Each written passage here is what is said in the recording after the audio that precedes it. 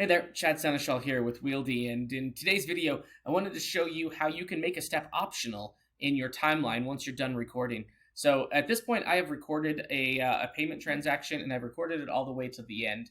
Now that I'm done with it, there was one step earlier in my transaction, and I will take this timeline at the top. If you're not sure what the timeline is or how to use it, you can watch the video on that.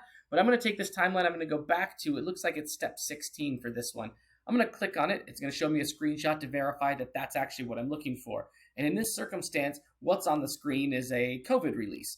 And I am going to create the possibility that this COVID release won't exist forever, as potentially we transition out of more COVID restrictions into fewer, this could disappear. If it disappears, I don't want it to ruin my automation by breaking it, because the automation will then be looking for this pop-up and looking to submit. So if that doesn't always happen, what I'm going to do is make it optional. So you can go and check out the screenshot, and then the three lines on the step that you're looking at, you can click that. You can click View Edit this event details, and then you can select Check if this event is optional.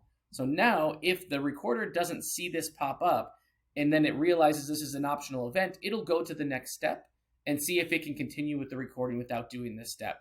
And then that way it wouldn't break my automation if this doesn't exist in the future. I hope that helps. Happy automating.